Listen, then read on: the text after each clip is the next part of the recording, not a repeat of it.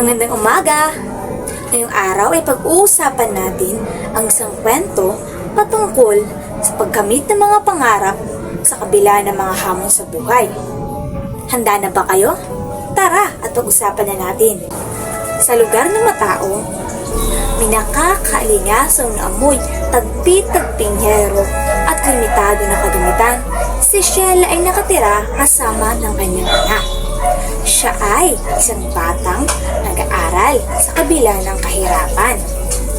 Kasabay nito ang kanyang pagtatrabaho sa murang edad upang matustusan at matugunan ang kanyang pag-aaral. Dahil hindi sapat ang kinikita ng kanyang ina upang siya ay suportahan sa kanyang pag-aaral.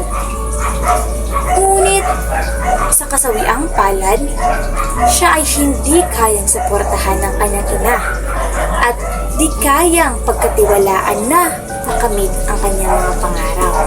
Isang araw, nagising ng maaga si Sheila upang maghanda sa kanyang pagpunta sa eskwela. Ngunit, biglang nagalit ang kanyang ina dahil ayaw nito na pumasok si Sheila sa paaralan. Nay, punta na po ako sa paaralan. Ano ba? Sheila naman! Paulit-ulit kong sinasabi sa'yo na di kita kayang paaralin. Dahil simula nang iwan tayo ng inyong ama, ay hindi na ako magkanda ugaga, mabuhay ka lang at mapakain. Ay, gusto mermi ka rito, ha? At huwag mo akong masagot-sagot. Baka kita masampal. Ganun pa man, hindi pa rin nagpatinag si Sheila. Nagpatuloy siya sa kanyang pag-aaral habang nagtatrabaho.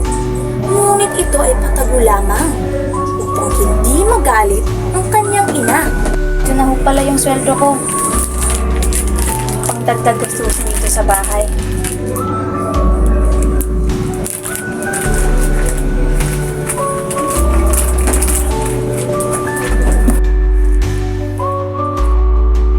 Isang araw, habang nagwawalis si Aling Merna sa kanilang bakuran, ay dali-daling tumakbo si Aling Desa at ibinalita nito ang napakagandang balita para sa kanya.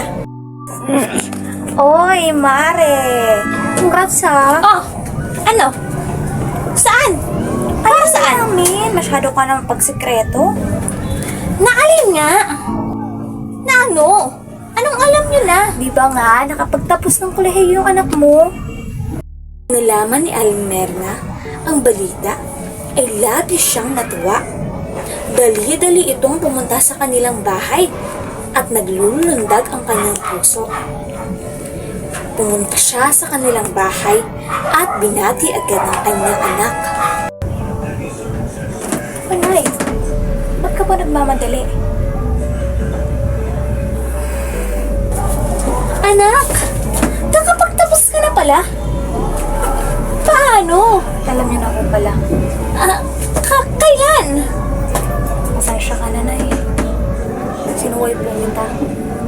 Alam kong ayaw mag-aral ako. Pasensya na talaga, Nay. Pero gusto ko po talaga makapagtapos eh.